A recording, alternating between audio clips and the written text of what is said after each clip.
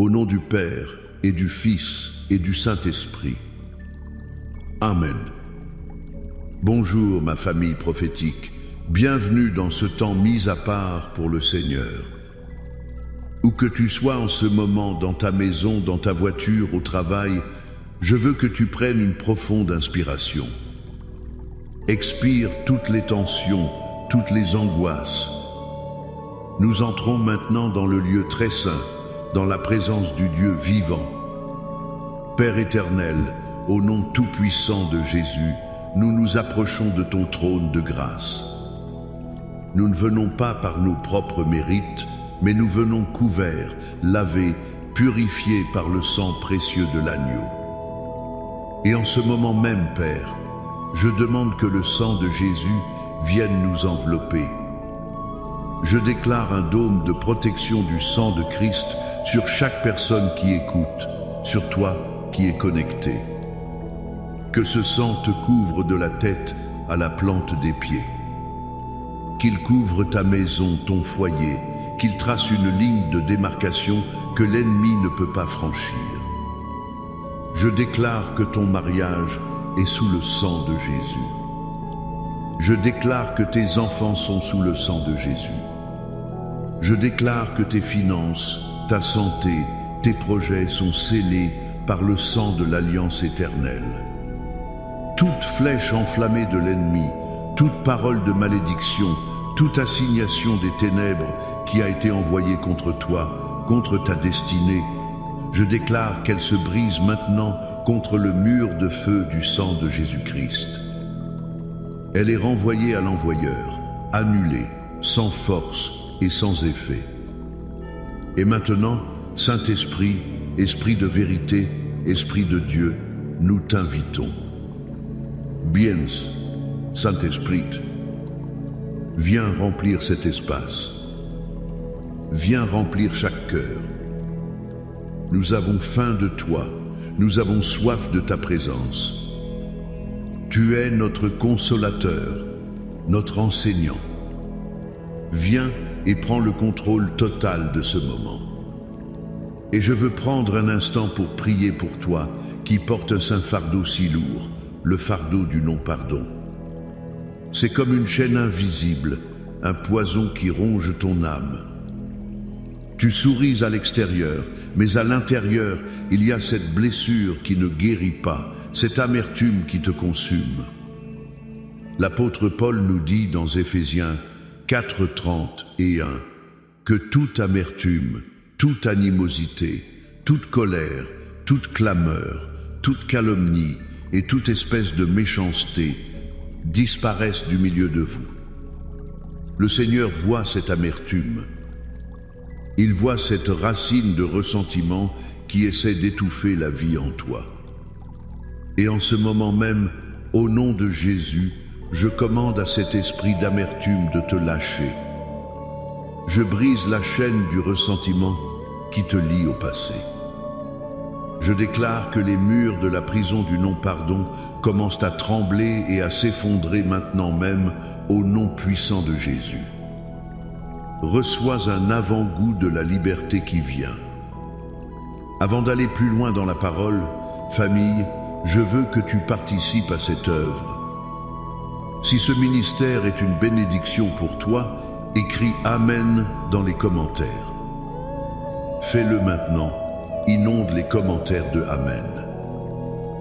Laisse un like sur cette vidéo, abonne-toi à notre chaîne pour ne rien manquer de ce que Dieu fait au milieu de nous et deviens un partenaire de l'Évangile. Partage cette vidéo avec 7 personnes. Pas 5, pas 6, mais 7, le chiffre de la perfection divine. Tu ne sais pas qui, dans ton entourage, a désespérément besoin d'entendre ce message aujourd'hui. Sois un canal de bénédiction. Et je te fais une promesse. Reste avec moi jusqu'à la toute fin, car à la fin de ce message, je vais prier de manière spécifique et puissante pour toi, qui as été victime d'une trahison si profonde, si douloureuse, que l'idée même de pardonner te semble impossible. Dieu va faire quelque chose de surnaturel pour toi aujourd'hui. Le thème que le Seigneur a mis sur mon cœur aujourd'hui est puissant. Avec le psaume 23, je trouve la paix pour pardonner aux autres. Le psaume 23, nous le connaissons tous. Nous l'apprenons par cœur, nous le citons. Mais aujourd'hui, le Saint-Esprit veut nous le révéler d'une manière nouvelle, comme une clé divine pour déverrouiller la paix du pardon dans nos cœurs. Le premier point que je veux partager avec toi se trouve dans le tout premier verset. David déclare « L'Éternel est mon berger, je ne manquerai de rien ». Répète-le avec moi, où que tu sois, « L'Éternel est mon berger, je ne manquerai de rien ». Qu'est-ce que cela a à voir avec le pardon? C'est fondamental. Le non-pardon est souvent enraciné dans le sentiment que quelqu'un nous a volé quelque chose. Ils nous ont volé notre paix, notre joie, notre confiance, notre réputation, des années de notre vie, de l'argent. Nous gardons rancune parce que nous sentons qu'ils nous doivent une dette. Nous attendons qu'ils viennent nous rembourser par des excuses, par la restitution. Et tant qu'ils ne le font pas, nous les tenons captifs dans la prison de notre cœur, et nous-mêmes avec eux. Mais écoute bien la révélation. Quand tu déclares avec foi « L'Éternel est mon berger, je ne manquerai de rien », tu changes de source. Tu déclares que ta provision ne vient pas de la personne qui t'a offensé. Ta paix ne dépend pas de leurs excuses. Ta restauration ne dépend pas de leur repentance. Ta source, c'est l'Éternel. Ton berger. S'ils t'ont volé ta joie, ton berger a des pâturages de joie inépuisables pour toi. S'ils t'ont volé ta paix, ton berger te conduit près des eaux paisibles. S'ils t'ont volé des ressources financières, ton berger est Jéhovah Jireh, ton pourvoyeur, et les richesses de l'univers lui appartiennent. Regarde la vie de Joseph. Ses frères l'ont trahi, vendu comme esclave.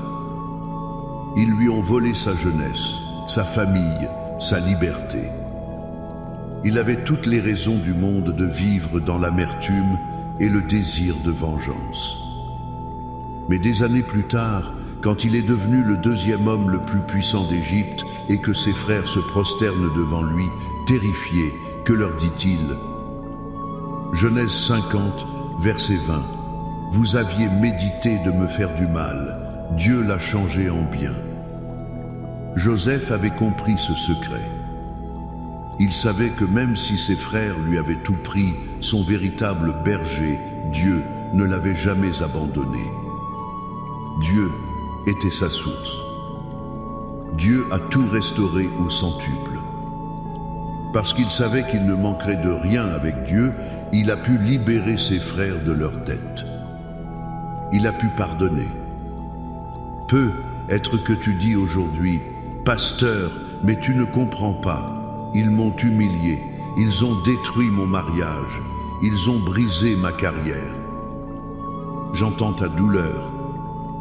Mais j'entends aussi la voix de ton berger qui te dit « Je suis ta source, je suis ta restauration, laisse-moi te rendre ce que la sauterelle a dévoré.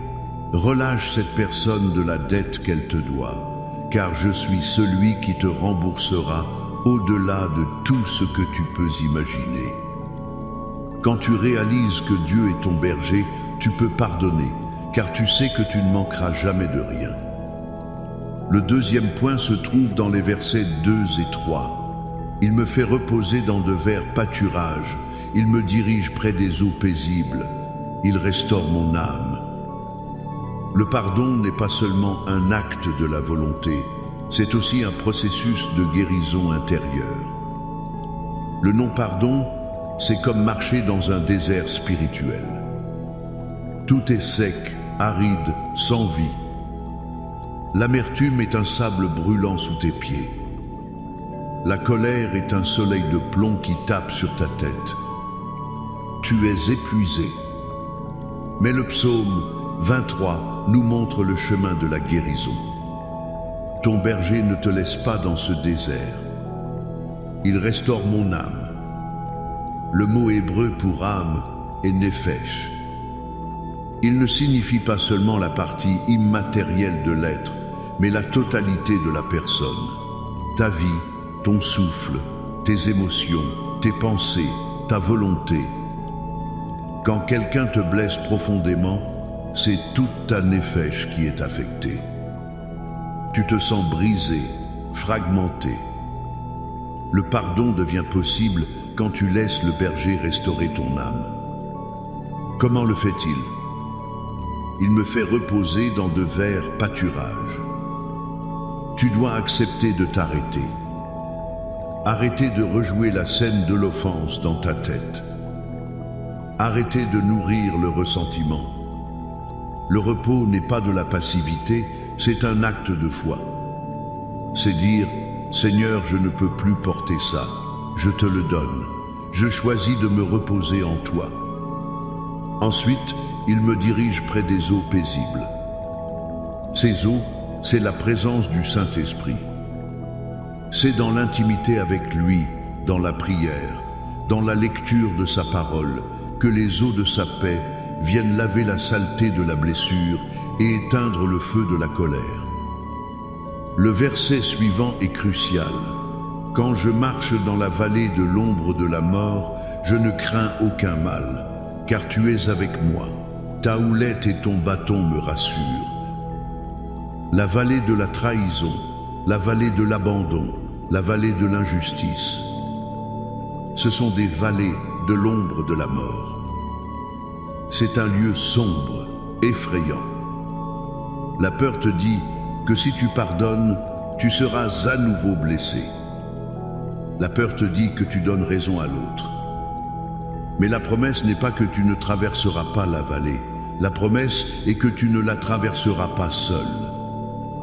Tu es avec moi. La présence de Dieu est l'antidote à la peur. Sa houlette, c'est le bâton court du berger pour combattre les prédateurs. Dieu combat pour toi. Il combat les loups de l'amertume, les lions de la vengeance qui veulent dévorer ton âme. Et son bâton, c'est la longue canne avec un crochet pour guider et secourir la brebis. Quand tu te sens tomber dans le gouffre du désespoir, son bâton te rattrape et te remet sur le chemin. C'est dans cette sécurité de sa présence et de sa protection que tu trouves la force de pardonner. Tu n'es pas seul face à ta douleur. Le grand berger est avec toi. Enfin, le troisième point, qui est le point culminant de notre victoire, se trouve au verset 5. Tu dresses devant moi une table en face de mes adversaires. Oh, quelle image puissante! Réfléchis à cela. Dieu ne dit pas « Je dresserai une table pour toi une fois que tes ennemis auront disparu ou une fois qu'ils se seront excusés. » Non. Il dit « Je dresse une table pour toi maintenant en leur présence même. » C'est la mentalité de la victoire. Le pardon n'est pas attendre que l'autre personne reconnaisse son tort pour que tu puisses enfin vivre. C'est accepter l'invitation de Dieu à un festin de bénédiction, d'honneur et de faveur, alors même que ceux qui t'ont fait du mal sont là, en train de regarder. Ce n'est pas un acte d'arrogance pour leur dire « Regardez comme j'ai réussi malgré vous ». Non, c'est une déclaration de foi qui dit « Ma valeur, mon identité, ma joie et ma provision ne dépendent pas de vous. Elles viennent de mon Dieu, qui m'honore publiquement. Vous avez essayé de me mettre à terre, mais mon Dieu m'a élevé et m'a assis à sa table royale. » Quand tu comprends cela, le besoin de vengeance disparaît. Pourquoi voudrais-tu jeter des pierres sur tes ennemis quand tu es occupé à te régaler au banquet du roi? Pourquoi te soucierais-tu de ce qu'ils pensent quand le Créateur de l'univers te oint d'huile et fait déborder ta coupe? La table que Dieu dresse est une table de communion avec lui. une table de provision, une table d'honneur. Le pardon, c'est choisir de quitter la place de l'accusateur pour prendre ta place d'invité d'honneur à la table du Père. Et depuis cette table, tu peux regarder ceux qui t'ont blessé non plus avec colère, mais avec la compassion de Christ, car tu es tellement rempli de la bonté de Dieu que tu n'as plus de place pour l'amertume. Tu es libre. Alors aujourd'hui, le psaume 23 t'offre la feuille de route pour la paix du pardon. Reconnais que Dieu est ta seule source V. Et laisse-le restaurer ton âme brisée dans sa présence V. Ardo San. Accroche-toi à sa présence protectrice dans la vallée de la douleur V. Se. Et accepte son invitation à t'asseoir à sa table de victoire V. Woo. Maintenant, je veux que nous fassions une déclaration prophétique. Je vais lire le psaume 91 en entier. Ce n'est pas juste une lecture, c'est un décret de protection, d'autorité et de victoire sur ta vie. Reçois chaque mot dans ton esprit. Celui qui demeure sous l'abri du Très-Haut repose à l'ombre du Tout-Puissant.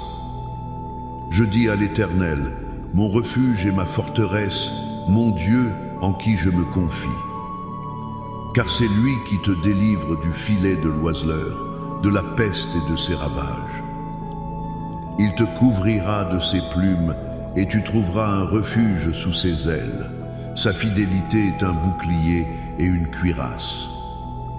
Tu ne craindras ni les terreurs de la nuit, ni la flèche qui vole de jour, ni la peste qui marche dans les ténèbres, ni la contagion qui frappe en plein midi. Que 1000 tombent à ton côté et 10 000 à ta droite, tu ne seras pas atteint. De tes yeux seulement tu regarderas et tu verras la rétribution des méchants. Car tu es mon refuge, ô Éternel. Tu fais du Très-Haut ta retraite. Aucun malheur ne t'arrivera, aucun fléau n'approchera de ta tente. Car il ordonnera à ses anges de te garder dans toutes tes voies. Ils te porteront sur les mains, de peur que ton pied ne heurte contre une pierre. Tu marcheras sur le lion et sur l'aspic, tu fouleras le lionceau et le dragon. Puisqu'il m'aime, je le délivrerai, je le protégerai, puisqu'il connaît mon nom. Il m'invoquera, et je lui répondrai. Je serai avec lui dans la détresse, je le délivrerai, et je le glorifierai. Je le rassasierai de longs jours, et je lui ferai voir mon salut. Amen. Maintenant, incline ta tête. Entrons dans ce temps de prière finale. Père céleste, au nom de Jésus, nous venons devant toi avec des cœurs ouverts. Seigneur, nous avons entendu ta parole. Ta parole est la vérité. Et nous choisissons de croire ta parole plus que nous ne croyons notre douleur, plus que nous ne croyons notre offense.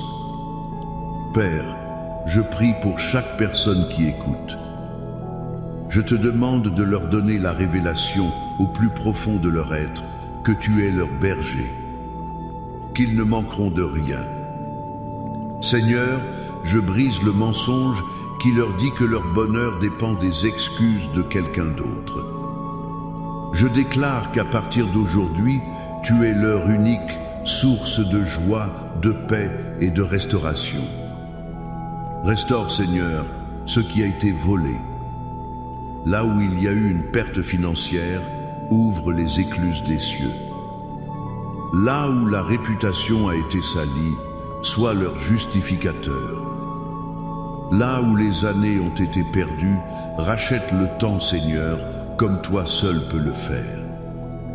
Saint-Esprit, je te prie maintenant de descendre comme un baume de Galaad sur chaque âme blessée. Restaure les néphèches qui ont été brisées.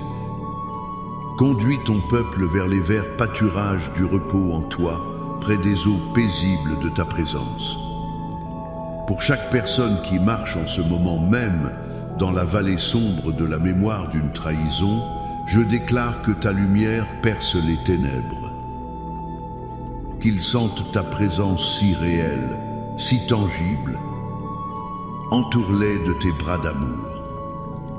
Que ta houlette combatte pour eux et que ton bâton les guide hors du désespoir.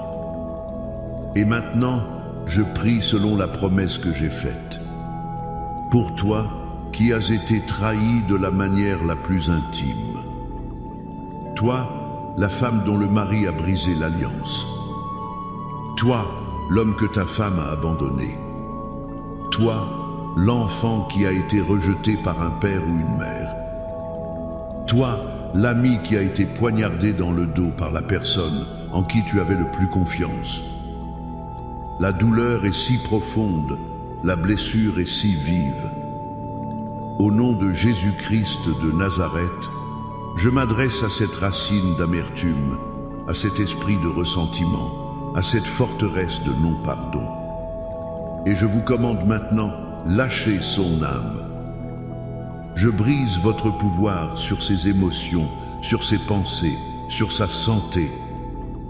Racine d'amertume, je t'ordonne de sécher et de mourir maintenant. Chaîne du passé, je vous commande de vous briser au nom de Jésus. Et je libère sur toi maintenant même une grâce surnaturelle pour pardonner. Ce n'est pas par ta force, mais par son esprit.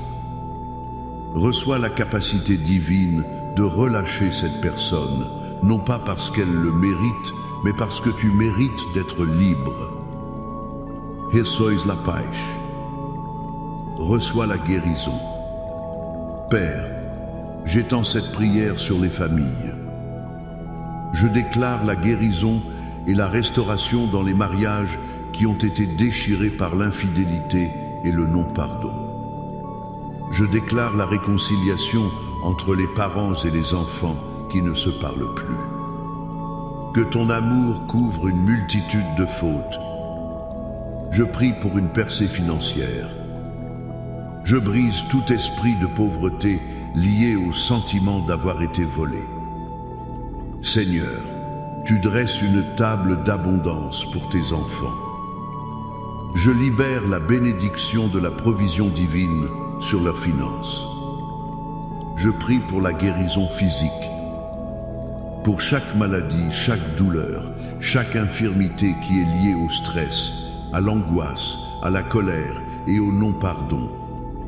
Je commande à chaque esprit d'infirmité de partir.